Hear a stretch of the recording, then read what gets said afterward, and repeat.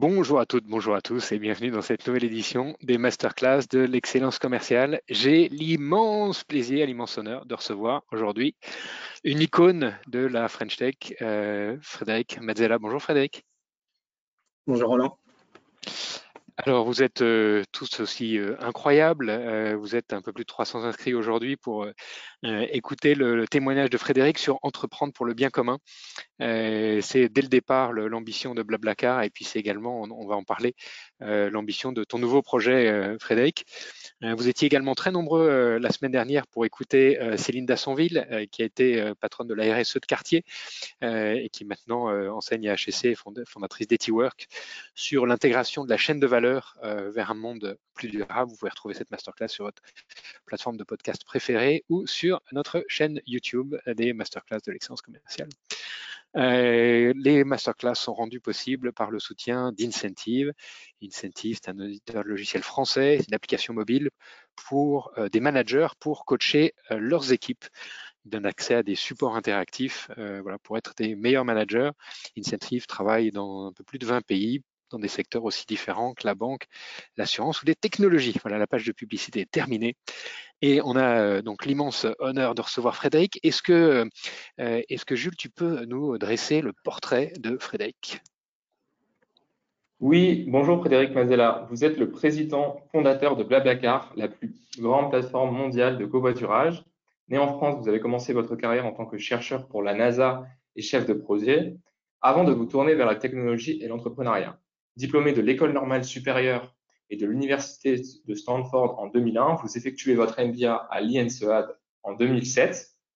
Vous êtes aussi chevalier de la Légion d'honneur en France.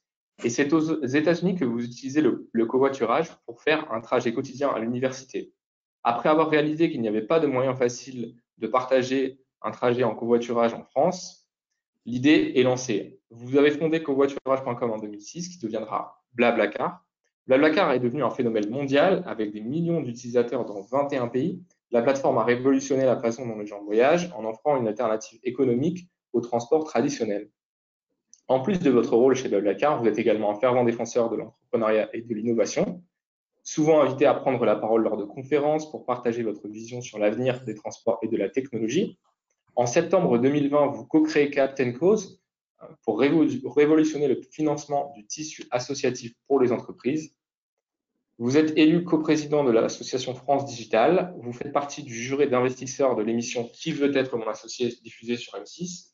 Et depuis 2022, vous animez l'émission Les Pionniers sur BFM Business, où vous mettez à l'honneur des entrepreneurs de la French Tech. Aujourd'hui, c'est vous que nous aimerions mettre à l'honneur et c'est un plaisir de vous accueillir. Quel parcours, quel parcours Frédéric. J'étais il y a quelques années à une réunion d'anciens de l'INSEAD et le business case qu'on présentait, c'était le business case de Blablacar. Donc avoir construit une entreprise qui est bien sûr une icône mondiale, qui devient le sujet des étudiants de MBA. Ça fait quoi d'être une icône de la French Tech aujourd'hui, Frédéric?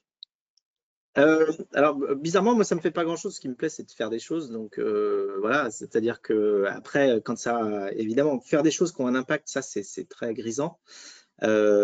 Après, être une icône, c'est pas un but. Enfin, ça, c'est bon. Après, c'est une sorte de byproduct, quoi. Quand tu fais des choses bien, après, ça devient, ça peut devenir des exemples. Il y a un petit côté sympa, oui, de voir que à l'INSEAD, typiquement, où je suis passé, moi j'ai appris plein d'autres choses. J'ai appris beaucoup des cas d'autres entreprises, d'autres entrepreneurs d'avant, pas forcément de l'INSEAD, mais des entrepreneurs d'un peu partout sur la planète, et de savoir que le projet que j'ai créé est pris comme un cas aussi et qui est étudié à l'école. Tu te dis, bon, la boucle est bouclée, je suis en train de renvoyer à la génération d'après ce que la génération d'avant m'avait appris d'une certaine manière, sous une autre forme, puisqu'avec une expérience plus moderne, parce que plus récente. Donc ça, c'est un petit côté, oui, peut-être de la boucle est bouclée, donc satisfaction. Alors, il y a beaucoup d'humilité dans ta personnalité, mais aussi beaucoup d'humilité dans le parcours de Commuto, covoiturage.fr. Au début, c'est une plateforme pour les entreprises, Blablacar. Alors, Tout début, l'idée était de faire quand même du covoiturage longue distance entre particuliers. Mais la problématique, c'est que les volumes étaient très faibles, évidemment, initialement. En plus des volumes faibles, les gens qui utilisaient le service ne payaient rien du tout parce que tout était entièrement gratuit. Donc, en fait, il n'y avait pas de modèle économique. Et on a commencé à recevoir des coups de fil d'entreprises qui nous appelaient, qui disaient ah, c'est pas mal covoiturage.fr. Moi, j'aimerais bien avoir ça pour mon entreprise. Alors, la première fois que tu as ça, tu dis non, c'est pas le sujet. Nous, on fait plutôt du covoiturage entre particuliers longue distance. Et puis, comme tu sais, forcément, tu payes pour développer le service, donc tu creuses chaque jour, chaque semaine, chaque mois un peu plus profond ton endettement pour faire marcher ce machin-là. Au bout du 10e coup de fil d'une entreprise qui te dit je voudrais covoiturage.fr pour ma boîte, tu finis plus par lui dire non, tu lui dis ok, combien? Et parce qu'il y a un moment, il faut quand même que tu manges. Et donc, du coup, c'est comme ça qu'on est rentré dans le développement de plateformes de covoiturage pour les entreprises. C'est parce que les entreprises le demandaient. Donc, on a commencé à développer ça. Et au début, c'était notre seule source de revenus. Donc, on a fait 200 plateformes comme ça pour des entreprises qui voulaient du covoiturage pour leurs collaborateurs. Même si c'était, en fait, pour plein de raisons, pas du tout le même covoiturage. C'était du covoiturage domicile-travail quand en fait la plateforme était faite pour du covoiturage longue distance. C'est un peu comme si les entreprises avaient appelé le TGV et qu'ils leur avaient demandé de leur faire un métro, quoi. Tu dis oui, mais c'est pas pareil en fait. Enfin, c'est pas parce que je fais du TGV que je vais réussir à te faire un service qui marche en local. Donc en fait, les usages et les habitudes n'étaient pas les mêmes. Donc du coup, ça n'a pas forcément super bien marché. Mes entreprises étaient quand même contentes. Mais nous, après, le service grand public a vraiment décollé. Et puis, on a surtout réussi à déployer un modèle économique qui était viable sur le grand public parce que sinon, c'était juste un gouffre, quoi. On creusait chaque mois un petit peu plus notre trou. Et donc, à partir de ce moment-là, quand on a trouvé un modèle économique sur le grand public, on a arrêté de faire des plateformes pour les entreprises. Et puis, on est parti vraiment sur le longue distance, en changeant la marque d'ailleurs aussi avec Blablacar pour pouvoir s'internationaliser. Mais c'est vrai qu'au début, on a commencé par vendre à des entreprises par nécessité, j'ai envie de dire. C'est ça qui nous a permis de démarrer. Hein. C'est une forme de bootstrapping, comme disent les Américains, quoi, pour aider le démarrage. Bootstrapping et d'agilité. Il y a eu une autre grande étape dans l'histoire de Blablacar, ça a été le développement en Allemagne et avec une entreprise qui s'est déjà développée en Allemagne, qui était quasiment aussi grosse que Covoiturage à l'époque, non? Oui, ils étaient même en Allemagne, ils étaient plus gros que nous, évidemment. Mais c'est aussi parce que culturellement, en Allemagne, le covoiturage existait déjà même avant les plateformes Internet. C'est-à-dire qu'il y avait ce qui s'appelait une Mietfahrtzentrale, donc c'est une centrale de covoiturage qui était répartie dans les gares. Et puis les gens venaient déposer directement leurs offres en disant, bah voilà, moi, vendredi prochain, je fais un trajet de Cologne à Berlin. Et donc, ils venaient de donner ça à la gare de Cologne. Et puis, il y avait d'autres passagers qui venaient après dans le petit guéridon de l'association qui gérait ce machin-là pour dire ah ben, moi, je cherche quelqu'un pour aller à Berlin. On dit ah ben tiens, justement, il y en a un qui est passé la semaine dernière qui nous a dit qu'il partait vendredi prochain. Et donc, ils faisaient tout à la main. Ça avait des coûts forcément plus élevés, hein, c'était à 30-40% de coûts juste pour l'administratif de la mise en relation. Et puis évidemment, pour scaler, c'est compliqué parce qu'il faut beaucoup de gens.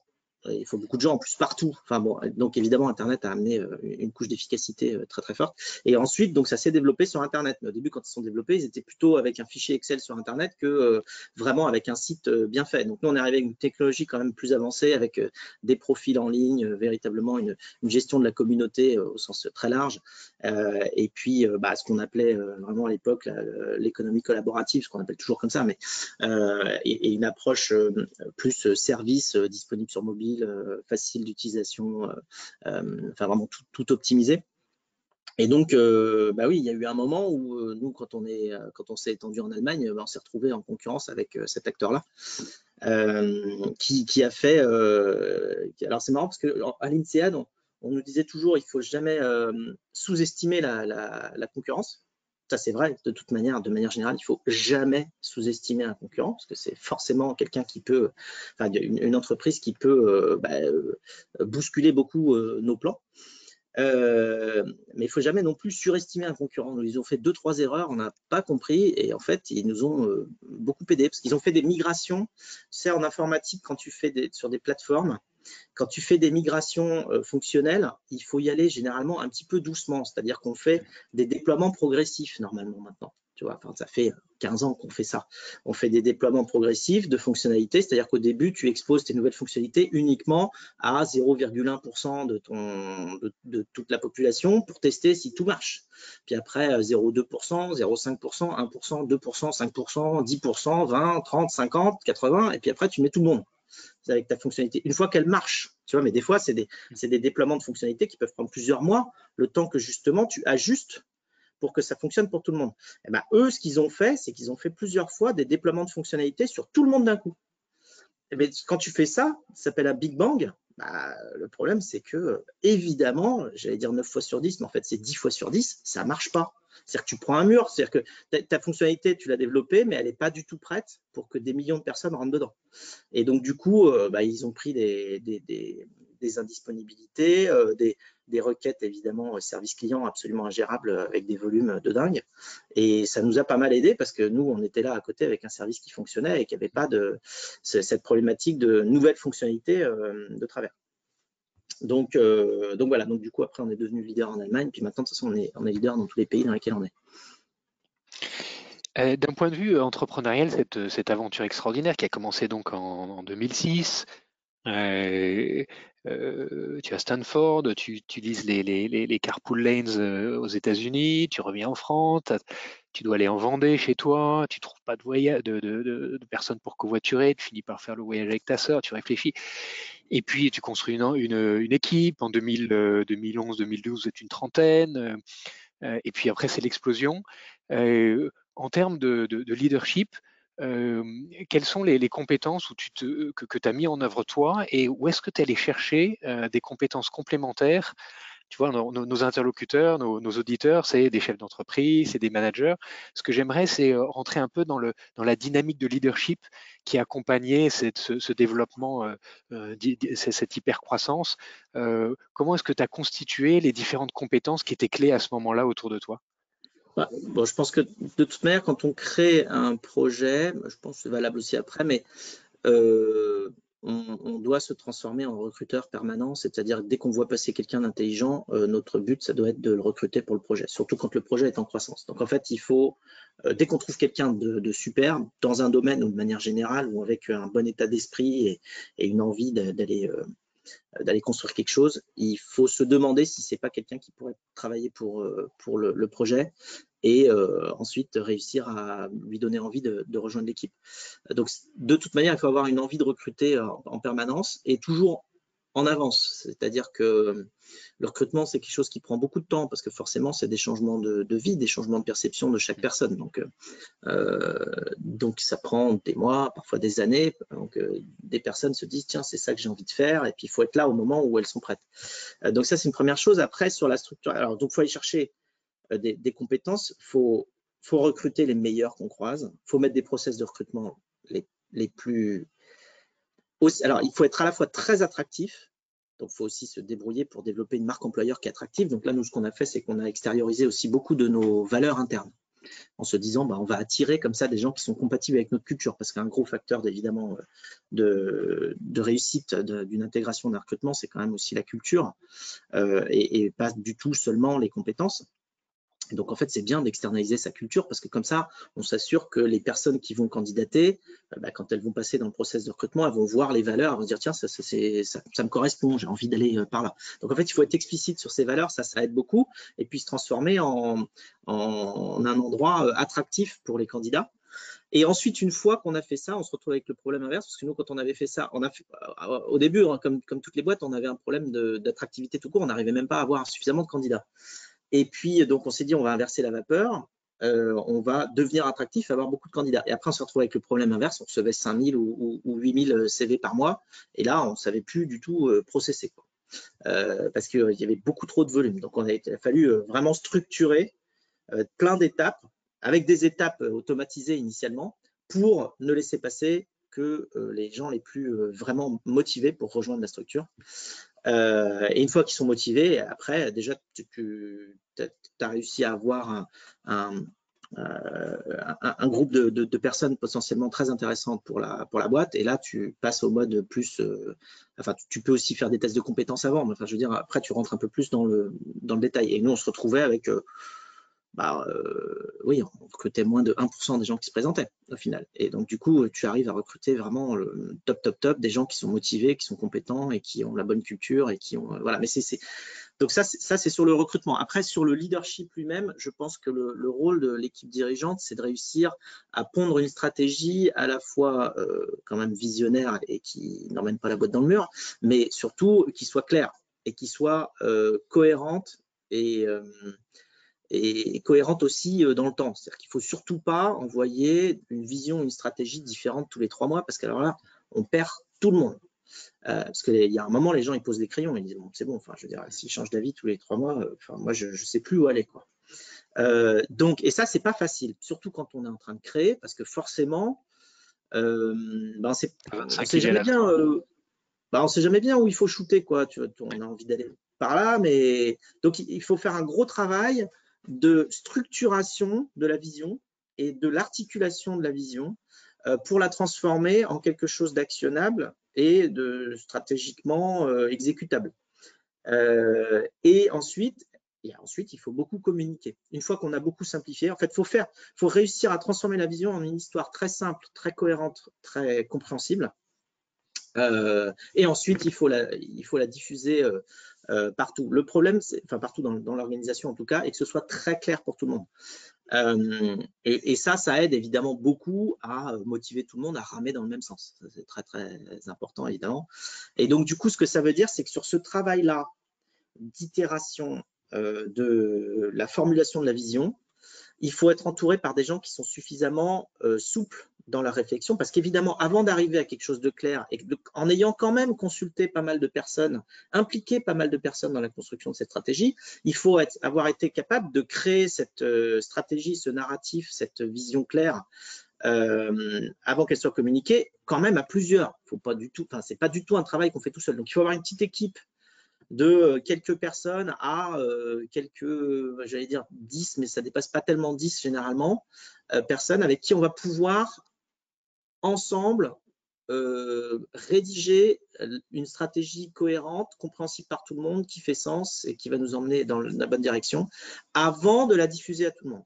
Parce que l'autre problème, c'est que si on commence à ouvrir la boîte à réflexion et à rêve sur tout le monde, sur toute l'entreprise, tout le monde va avoir sa petite idée de comment faire le truc. Et puis, une fois qu'on aura décidé de dire « Ah non, en fait, on va faire comme ça », il va y avoir des gens qui seront frustrés parce qu'ils disent « Moi, je pensais qu'il fallait faire autrement. » Parce qu'on les a impliqués, mais en fait, le process n'était pas sec.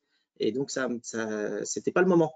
Donc, c'est cette perméabilité en termes de leadership qui est compliquée à voir. C'est que c'est nécessaire d'avoir des discussions qui peuvent être quelque part assez confidentielles, parce que par nécessité, elles sont encore pas démoulées. C'est pas suffisamment prêt pour être communiqué. Donc, il faut rester dans une forme de confidentialité avant d'envoyer ça à tout le monde et que ça devienne quelque chose de clair, d'actionnable, et que pour tout le monde soit clair, bon, maintenant on fait ça. Donc, c'est cette partie-là de créativité, de réflexion qui n'est pas forcément facile à passer dans les niveaux, et je pense que ça constitue en grande partie la capacité ou non d'une équipe de leadership à communiquer clairement et à emmener la boîte loin. Donc de la co-construction, mais finalement assez limitée au début, pour pas créer de frustration de gens qui se seraient exprimés et dont les avis n'auraient pas été retenus, quoi. Oui, forcément, parce que si tu as 200 personnes qui s'expriment, les chances qu'on satisfasse les 200 personnes qui ont participé, elles sont nulles. Enfin, c'est pas possible. Donc, il va y avoir 150 frustrés, quoi. Et là, après, pour exécuter, ça va être plus compliqué. En 2012, tu es le premier à lancer une étude sur la confiance dans les réseaux d'échange entre particuliers. En quoi est-ce que cette notion de confiance a été clé dans le succès de Blablacar ? C'était, en fait, si tu veux, on avait réussi à dégommer tous les autres problèmes sur la route. Quand tu construis un produit, tu passes ton temps à dégommer les problèmes les plus évidents. Et une fois que tu as dégommé le problème le plus évident, c'est-à-dire que tu as résolu par ton produit tel ou tel problème, tu as le problème d'après qui apparaît. C'est-à-dire que quand tu as enlevé le numéro 1, bah, c'est le numéro 2 qui devient le problème prédominant qu'il faut résoudre. Quand tu as enlevé le numéro 2, c'est le numéro 3. Enfin, tu vois. Donc, tu passes ton temps à dégommer, surtout quand tu veux grandir. Tu fais x2 chaque année pendant un bon paquet d'années. En volume, bon, bah forcément, des problèmes qui, au départ, concernaient une personne sur 1000, bah, quand tu as 1 million de personnes, ça concerne 1000 personnes. Puis quand tu as 10 millions de personnes, ça concerne 10 000 personnes. Donc là, ça commence à être compliqué. Alors qu'au début, tu n'en avais qu'une. Donc, tu vois, c'est évidemment, par rapport au grand nombre, des problèmes qui étaient petits deviennent grands avec le volume. Donc, il faut s'occuper des problèmes les uns après les autres. Et donc, du coup, on a petit à petit, au fur et à mesure des années, dégommé tous ces problèmes-là. Attends, ta question, elle était spécifiquement sur quoi? Sur la confiance. De la route, sur la confiance. Et on est arrivé à un moment, on est arrivé à un moment où le problème principal, c'était un peu ça. C'était plus… au début, c'était comment je fais pour trouver quelqu'un qui fait le même trajet que moi? C'est basique. C'était comment je m'assure que je sais pas, j'ai le bon numéro de téléphone de la personne, parce que si je suis coincé sur un rond-point et que j'attends quelqu'un et que j'ai pas son numéro de téléphone ou que c'est pas le bon, comment je vais faire? Donc il fallait valider les numéros de téléphone, il fallait faire tout ça. Puis après, tu arrives à un autre problème, des gens qui disaient moi je sais pas avec qui je vais monter, je suis pas très rassuré. Et donc on s'est dit il faut qu'on trouve un moyen pour que les gens sachent avec qui ils vont monter, quoi. Donc c'est là qu'on a développé toute la stratégie de construction des profils confiance, en théorisant un petit peu la chose, parce que moi, avec mon parcours un petit peu de chercheur en passant par Normal Sup, j'aime bien quand même théoriser les choses pour que ce soit un peu plus clair pour tout le monde. Et donc j'avais théorisé un modèle qui s'appelle Dreams, qui repose sur 6 piliers de la construction de la confiance en ligne. Dreams, c'est un acronyme pour dire le D pour c'est des informations déclaratives. Donc, pour pouvoir construire sa confiance en quelqu'un, il te faut un certain nombre d'informations. Et tu peux les faire passer en ligne, notamment dans des profils en ligne. Donc, le D de Dreams, ça va être des informations déclaratives. Ça va être, je sais pas, ton âge, ta profession, et puis ce que tu aimes dans la vie. Ça, c'est toi qui le dis, puis ton nom. Ensuite, tu vas avoir le R pour rated, donc des informations notées. Donc là, ça va être, toi, tu as fait des trajets avec 14 personnes qui t'ont mis un avis en disant ça s'est super bien passé, voilà, il m'a déposé à tel endroit, il a été super flexible, on a eu des super discussions. Bon, voilà, ça c'est des avis. Et ça, c'est aussi très important pour se construire la confiance en quelqu'un, d'avoir les avis d'autres personnes. D'autant plus maintenant, on le voit, les avis sur Internet ont pris largement le dessus en termes de crédibilité par rapport à tous les discours de marque. Les gens ne font plus tellement confiance à ce que peuvent raconter les marques sur leurs produits, ils vont plutôt regarder ce que ceux qui ont déjà acheté des produits disent sur les produits eux-mêmes. Donc ça, c'est le R de Dreams, le rated. Après, il y a le E, c'est l'engagement. Comment tu fais pour transmettre la notion d'engagement en ligne? Là, ça se passe, c'est très simple en fait sur Internet. L'engagement, c'est le paiement généralement. Tu vois, quand tu as payé, tu es engagé.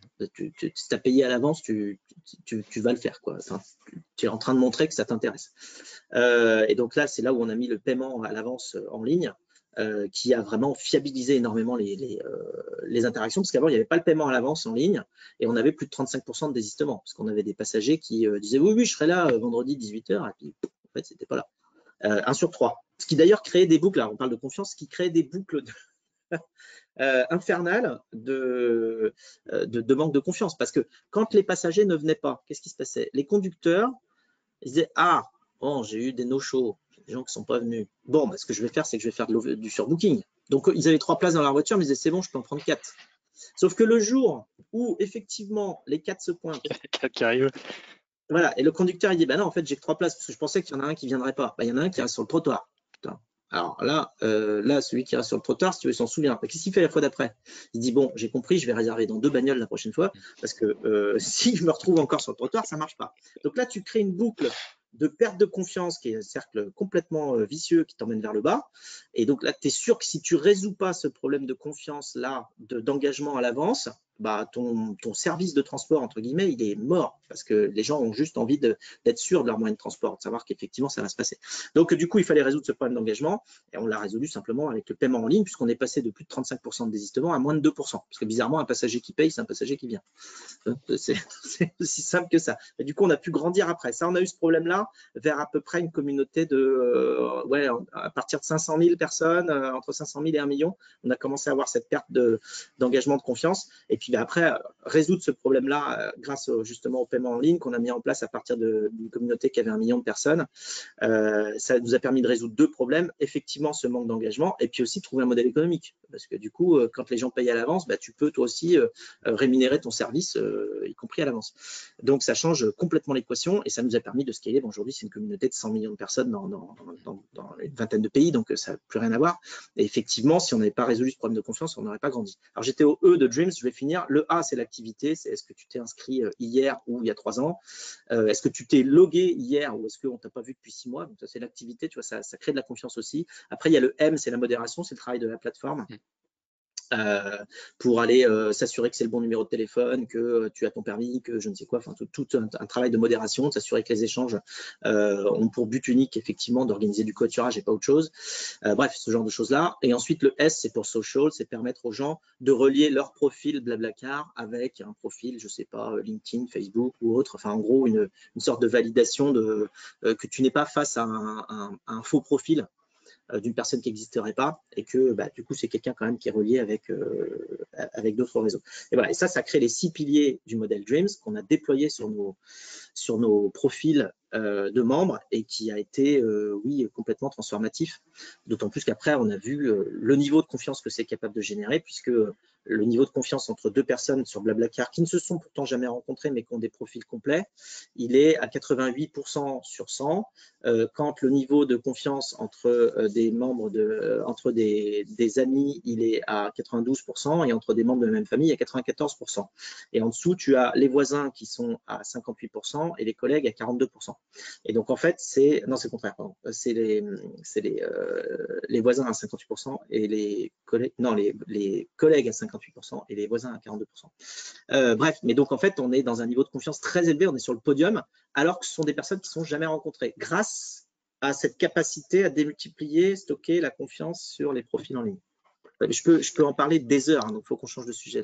C'est fascinant. Alors, on va rentrer dans une question plus perso avant de basculer sur ton nouveau projet Captain Cause, qui est absolument passionnant. Qu'est-ce que tu as appris sur toi-même pendant cette période d'hypercroissance de Blablacar? J'ai appris qu'il faut que je m'autorégule. Parce que j'ai quand même une très forte capacité de travail et que quand tu t'attaques à un truc de complexité grande, mais en plus avec une quantité de travail à peu près infinie, parce qu'en fait c'est toi qui décides la vitesse à laquelle tu vas réussir à avancer des fois. Et puis quand tu es ton propre patron, entre guillemets, c'est-à-dire que c'est toi qui décides de ce que tu vas faire après, en fait tu es ton pire patron. C'est-à-dire que dès que tu as fini un truc, évidemment, tu as un autre truc en tête. Et donc, tu fais le truc d'après. Puis quand tu as fini le truc d'après, tu en as un autre. Puis tu en as un autre. Puis tu en as un autre. Puis ça s'arrête jamais. Et c'est pas quelqu'un qui t'a demandé de faire le truc, c'est toi. Donc, en fait, tu peux pas t'en débarrasser. Tu peux pas dire va-t'en. Donc, en fait, il faut faire attention à ne pas tomber dans une totale boulimie de travail. C'est un travail sur soi, c'est vérifier son sommeil, c'est vérifier son équilibre mental de manière générale. Mais le sommeil, c'est le principal en tout cas. Enfin, c'est-à-dire quand on dort bien, en général, derrière, on arrive à rester en forme. Et moi, mon signal à moi, c'est que je sais que j'ai une nature assez optimiste. Et quand je commence à avoir des pensées plutôt pessimistes, je me dis, ouf, c'est que je ne dois pas avoir assez dormi. C'est pas normal. Donc, je fais une boucle d'auto-analyse comme ça sur moi. Quand j'ai des idées un peu noires, c'est que j'ai pas assez dormi. Donc, direct, je pose tout, je ferme tout, je vais dormir. Voilà, donc c'est une forme d'autorégulation parce qu'en plus, quand c'est toi qui montes ton projet, si toi, tu ne te régules pas, il n'y a personne qui va venir te voir et te dire, dis non, il faudrait que tu arrêtes de bosser un peu trop là, comme ça. Personne ne va s'en occuper. Ouais. Si tu même ton VC ne va pas te dire ça. Ah non, pour le VC, c'est sky is the limit. Ouais. Sauf que toi, Sky, c'est pas la limite, quoi. Tu vois, physiquement, tu peux pas. Alors, Blablacar aujourd'hui, ça permet d'économiser 1,6 million de tonnes de CO2 par an, c'est à peu près la consommation du transport à Paris. C'est un achievement incroyable pour une seule entreprise. Tu as un nouveau projet que tu as lancé en 2020 qui s'appelle Captain Cause. Est-ce que tu peux nous en parler? Oui, c'est un projet qui me tient beaucoup à cœur. Alors, je me suis beaucoup demandé ce que je pouvais faire de tout ce que j'avais appris pour essayer d'être utile encore à la société. C'est un peu ça mon moteur en fait, hein. Moi, j'aime bien être utile. J'aime bien. En fait, il y a rien qui me rend plus heureux que typiquement, là, par rapport à Blablacar, quand tu as des gens qui viennent te voir et qui t'expliquent que, en gros, grâce à Blablacar, ils ont réussi à faire un trajet improbable de Limoges à Noirmoutier un samedi matin, alors que c'était impossible autrement, et que grâce à toi, ils ont réussi à voir leur famille ou quoi. Ou alors, j'ai eu un nombre incalculable de pères, notamment, qui me sont tombés dans les bras en me disant, grâce à vous, je vois mes enfants le week-end. Tu vois, ça, c'est des trucs, tu te dis, wow, là, je rends service, quoi, c'est cool. Là, j'ai construit un truc utile. Et donc, par rapport à ça, j'ai toujours cette volonté d'être utile de manière générale. Et comme tout le monde, je vois les grands problèmes dans les news tous les jours, que ce soit le changement climatique, ou que ce soit les problèmes sociaux qui peuvent en découler ou qui sont parfois indépendants. Et je me demande ce que je peux faire en tant qu'entrepreneur pour ça. Alors, ce que j'ai vu, c'est qu'il y a beaucoup de projets sur le terrain qui font des actions super dans le domaine de l'environnement, dans le domaine du social, dans le domaine de la santé, mais que évidemment, tous ces projets-là, pour lesquels pourtant, quand on les regarde, quand on regarde ces projets, quand on regarde les gens qui font ça, on est tous là à vouloir pleurer de joie et d'empathie en se disant, ah, il y a des gens qui s'attaquent à ces problèmes-là, c'est incroyable, vraiment, il y a des gens formidables, mais ils sont tous en manque de moyens. Donc, en manque d'argent. Généralement, en manque d'argent pour pouvoir recruter d'autres personnes, pour pouvoir mener à bien leur mission, qui généralement est beaucoup plus grande que les moyens dont ils disposent. Et donc, je me suis dit, mais comment est-ce qu'on peut envoyer un maximum d'argent à ces projets-là? Puis en plus, quand tu vois la taille des problèmes auxquels ils s'attaquent, c'est qu'il ne faut pas leur envoyer 100 € ou 1000 € ou 10 000 €. Il faut leur envoyer des millions ou des milliards parce qu'ils s'attaquent à des problèmes incroyablement gigantesques. Donc là, assez vite, quand tu te dis qu'il faut envoyer des milliards dans un projet, tu regardes tes poches et tu te dis, ça ne va pas suffire. Donc, tu sais, il faut qu'on trouve un moyen pour aller financer ces trucs-là. Je me suis dit, bon, les milliards, ils sont où? Ils sont dans les entreprises. Il faut qu'on trouve un moyen pour que les entreprises aient vraiment envie d'aider ces projets-là. C'est-à-dire que, quelque part, ce que nous, en tant qu'individus, on ressent comme nécessaire, parce que quand on voit ces projets-là, notre empathie nous fait comprendre que ces gens qui font ces actions sur le terrain sont dans le bon, sont dans le vrai. Il faudrait que les entreprises, si les entreprises ont un cœur, qu'en fait, elles le comprennent aussi, quoi. Et donc là, tu trouves de manière pragmatique comment impliquer les entreprises pour aller financer ces projets-là. Donc, Captain Co, c'est un pont entre les entreprises et les projets associatifs sur le terrain qui permet aux entreprises de trouver leur intérêt à aller soutenir des actions, on va dire, d'intérêt général, très largement, pour la simple et bonne raison qu'elles vont impliquer leurs collaborateurs et leurs clients dans cette démarche-là. Pourquoi? Parce que les collaborateurs et les clients, c'est nous, c'est des personnes. On a la chance que les entreprises soient quand même encore dirigées par des humains et pas par des intelligences artificielles. Donc, ça veut dire qu'il y a quand même tout un paquet de cœurs dans les entreprises. Donc, il faut s'appuyer sur la force humaine qu'il y a justement dans ces structures-là, mais aussi la force rationnelle de ce que c'est que le capitalisme, parce qu'il faut être pragmatique, réaliste dans le monde dans lequel on vit. Et là, tu te dis, typiquement, il y a des endroits dans les entreprises, et ça peut être les équipes marketing ou communication notamment, qui dépensent beaucoup d'argent pour faire quoi? Pour faire plaisir à leurs clients, en gros, pour attirer des clients et les fidéliser. C'est un peu ça le but final de n'importe quel programme marketing. Et donc, en même temps, ces clients et ces collaborateurs qu'il faut acquérir ou fidéliser, c'est nous. Et nous, on voit des problèmes. Mais par contre, quand tu vas regarder des stats, il y a 93% des gens qui disent qu'ils aimeraient bien agir vis-à-vis des problèmes qu'ils voient tous les jours dans les news, parce que les news, c'est quoi? C'est juste une galaxie, une collection de problèmes avec rarement des solutions. Et donc ça, c'est extrêmement frustrant de regarder que des séries de problèmes et de se dire, ah ben, je peux rien faire. Je vois bien qu'il y a des problèmes, moi aussi, mais je peux rien faire. C'est extrêmement frustrant. Et donc 93% des gens voient les problèmes, mais aimeraient agir, mais ne savent pas comment. Donc tu vois, la frustration, elle est là, quoi. Elle est même statistiquement là. Et à côté de ça, comme les problèmes sont très grands, quand tu demandes aux gens qui vous pensez qui devrait agir, ils disent à 90% les entreprises, les marques. Pourquoi? Parce que ils ont compris, tout le monde a compris que les problèmes étaient grands, et donc tu te dis, bon, bah, face à un grand problème, je vais pas mettre quelque chose de petit, donc je vais mettre quelque chose de grand. Qu'est-ce que je mets comme grand? Les entreprises, elles passent leur temps à nous montrer qu'elles sont grandes et internationales et fortes et puissantes et qu'elles savent faire plein de trucs. Tu dis, bah tiens, si tu veux faire un truc, tu vois, là, il y a un gros truc pour toi. Et donc, du coup, l'attente des gens, elle est à plus de 90% que les entreprises s'engagent sur les problèmes qu'ils voient tous les jours dans les news, quoi. Et donc, tu résous ça avec une plateforme comme ce qu'on construit chez Captain Cause, puisque les entreprises vont pouvoir allouer des budgets pour aller s'attaquer aux grands problèmes qui ensuite sont traités par des équipes compétentes sur le terrain dans les domaines de l'environnement, du social et de la santé, en impliquant leurs clients et donc en répondant en quelque sorte à la frustration que les clients ou les collaborateurs peuvent avoir, donc les personnes physiques comme toi et moi, puisque tu vas leur dire, bah, tiens, voilà un budget de, je sais pas, ça peut être 10 000, 50 000, 100 000 euros. Et maintenant, c'est à toi de décider comment on va l'allouer sur le terrain. Donc là, tu impliques tout le monde et tu aides tout le monde à aller répondre à la problématique sans forcément demander de l'argent aux gens, parce que du coup, c'est l'argent de l'entreprise. Donc du coup, tu vas pouvoir dire, ah bah moi, j'aimerais bien que cet argent-là, il serve à tel ou tel projet de, je sais pas, réinsertion par le travail, préservation de la biodiversité, nettoyage du plastique dans les océans. Enfin, tu vois, bon, les problèmes, malheureusement, ils sont sans fin. Mais en tout cas, tu transformes les gens de spectateurs à acteurs et l'entreprise y trouve son compte. Et donc, c'est un peu une équation dans laquelle tu arrives à ce que les intérêts de tout le monde soient convergents à aller faire du bien. Donc, ça, c'est Captain Cause. On s'est lancé officiellement il y a 1 an. On a 150 clients qui nous ont suivis, 150 entreprises. On commence à signer des très, très grands comptes. Je ne peux pas dire tous les noms parce que tout n'est pas sorti, mais on a sorti Accor, notamment, il y a 3 semaines.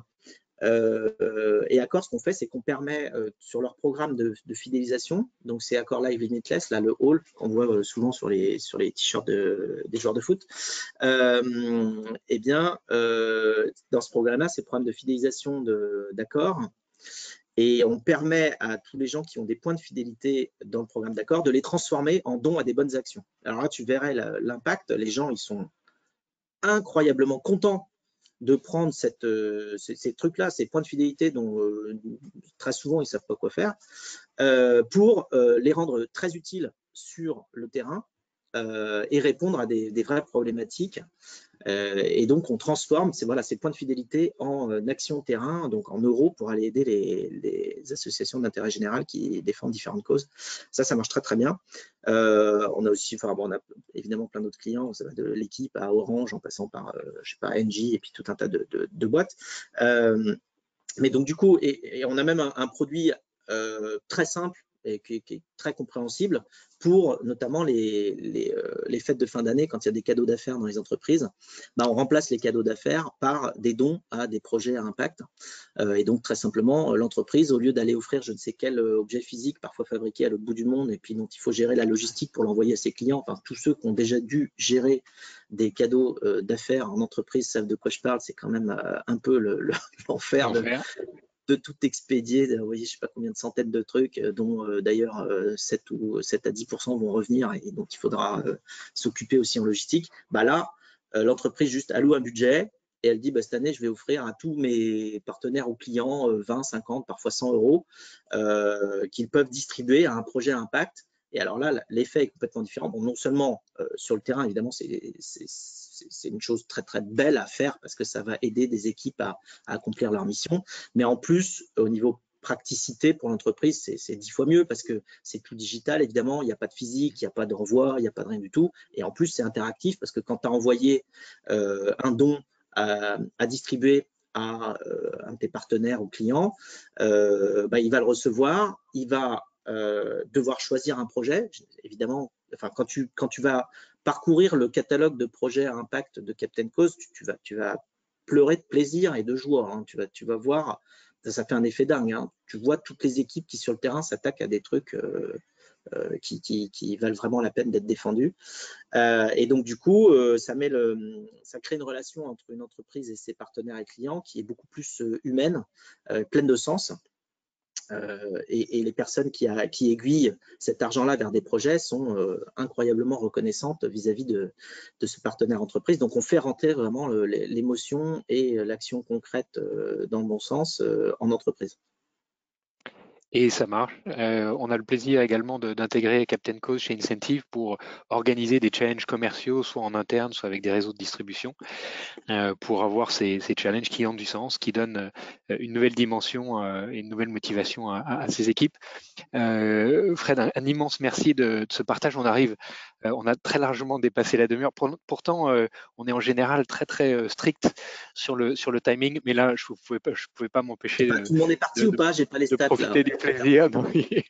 Les stats augmentent. Il y a les gens qui disent il y a Fred qui est en train de parler sur les masterclass d'excellence commerciale. Donc les stats augmentent. On t'a demandé quelques livres qui t'ont marqué et dont tu recommandes la lecture. Il y a L'Enfant de Jules Vallès, merveilleux témoignage d'une enfance difficile, d'une enfance au 19e siècle, complexe, pleine de rebondissements. La promesse de l'aube, un merveilleux hommage de Romain Gary à sa mère et à l'espoir qu'elle mettait en son fils. Et puis bien sûr ton bouquin Mission Blablacar, qui raconte toute l'histoire de cette formidable aventure qui a commencé en 2006, voilà, après ton expérience aux États-Unis. Si tu as encore quelques minutes avec nous, on sera ravis de te garder pour répondre aux questions de nos auditeurs. Voilà. Et puis, Tout à fait. Je vais juste dire un mot sur Mission Blablacar. C'est-à-dire, c'est plus ouais. que l'histoire. Ce que j'ai voulu, c'est vraiment tous les apprentissages entrepreneuriaux que j'ai eus sur le parcours, sur l'aventure. Je les ai mis dans un bouquin parce que malgré le fait que j'ai fait quand même pas mal d'études, tout ce que j'ai mis dans le bouquin là, c'est des trucs de terrain que j'ai appris sur le terrain et que j'ai synthétisé, formalisé. Mais que je n'ai pas entendu ailleurs dans mes formations. Et quand le bouquin est sorti, il a été qualifié de MBA à 19 €.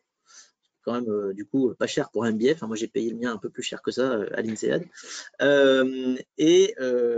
de livre de chevet de l'entrepreneur, parce qu'il y a plein de petites recettes dedans, plein de trucs. En fait, je reçois tous les jours des mails d'entrepreneurs qui ont lu le bouquin, qui me disent merci, parce que, en fait, des choses, tu sais, des fois, tu as une forme d'intuition, mais quand elles sont écrites et que tu te dis, ah bah tiens, bah, lui aussi, il a rencontré le même problème, et puis on a un peu formalisé, eh ben, ça redonne beaucoup d'énergie.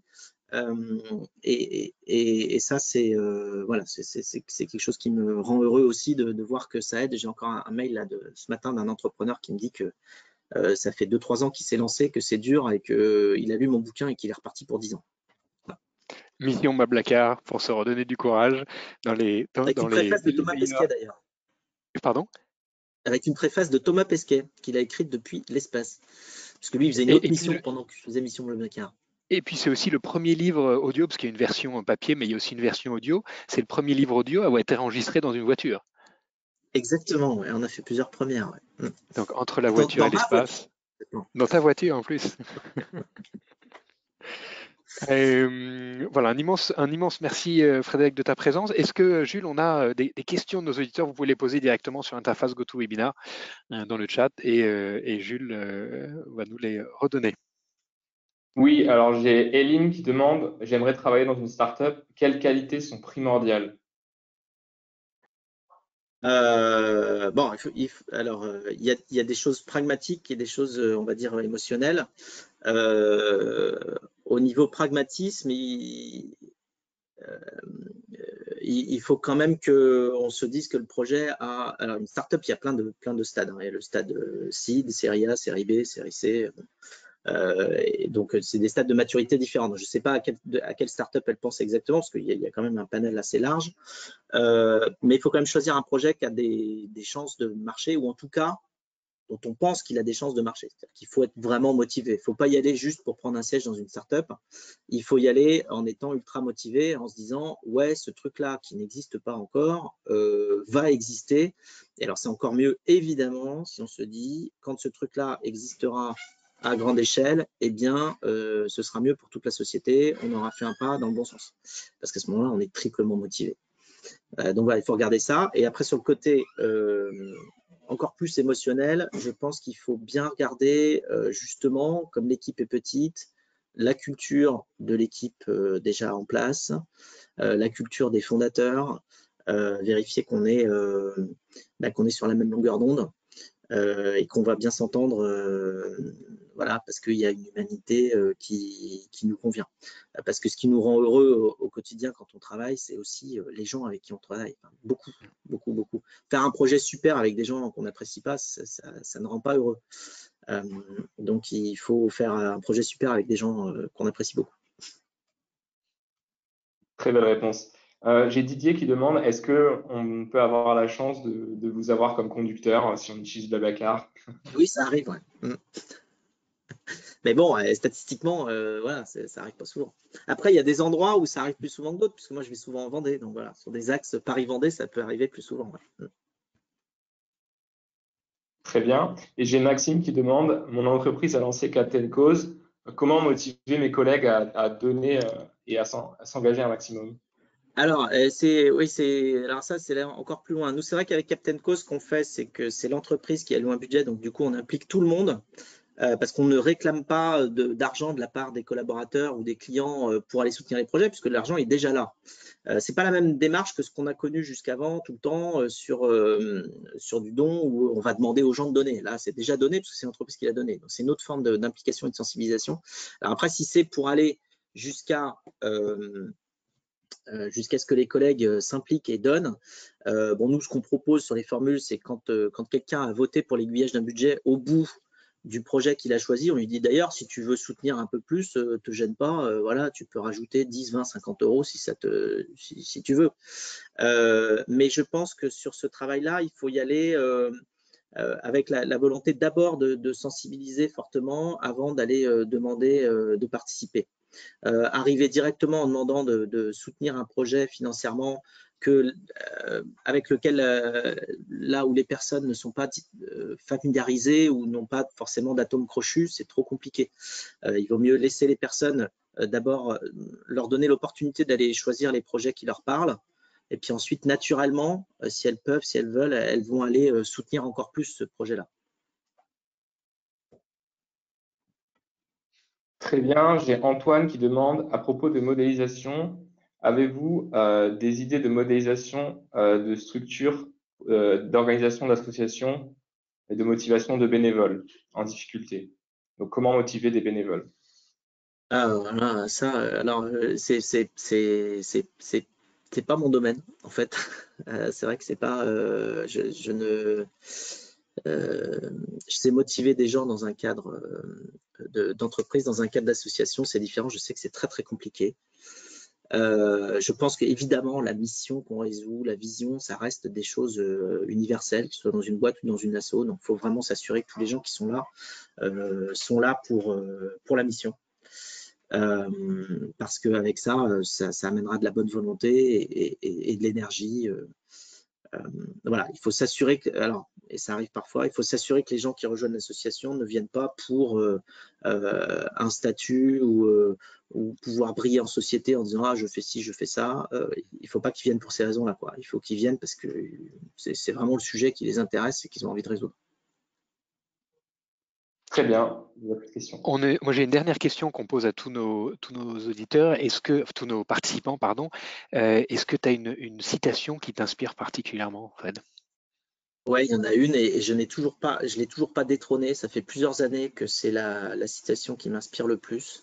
C'est une citation de Galilée qui dit je n'ai jamais rencontré d'homme si ignorant qu'il n'avait rien à m'apprendre. Et je la trouve formidable parce qu'elle a tout en fait d'humain. Non seulement elle a le côté d'apprentissage, parce que voilà, on explique que le développement humain c'est d'apprendre. Et elle a le côté de relation empathique interhumaine, de considération de toutes les personnes. Elle place tout le monde au même niveau. On a chacun notre expérience, chacun notre vie, chacun ce qu'on a appris. Et donc, à chaque fois qu'on se rencontre, eh bien, on a des choses à apprendre de l'autre personne qui a eu un autre parcours et qui a vu d'autres choses, qui a compris d'autres choses. Et donc, quand on arrive à s'enrichir de l'expérience des autres, eh ben, on va beaucoup plus vite aussi en progression de compréhension de beaucoup de choses, même si je pense qu'on finit quand même sa vie en n'ayant pas compris grand-chose. Mais bon, on essaye de comprendre 2-3 trucs sur la route. On finira notre vie peut-être sans avoir compris grand-chose, mais en tout cas notre journée, on aura compris quelques éléments autour de la confiance, autour de l'entrepreneuriat, autour de l'humilité et de la curiosité qui te caractérise, Frédéric. Un immense merci de ta présence au sein de notre communauté des masterclass d'excellence commerciale aujourd'hui. Je vous donne rendez-vous la semaine prochaine avec Jean-Pierre Lanzetti, qui est l'ancien patron de Darty, de Spark Casino, d'Elior, pour parler de senior entrepreneur. Voilà, on peut entreprendre en sortant de l'INSEAD. On peut aussi entreprendre quand on est un peu plus âgé. Jean-Pierre Lanzetti, un immense merci à tous de votre fidélité et je vous donne rendez-vous la semaine prochaine. Bonne journée. Merci, à bientôt.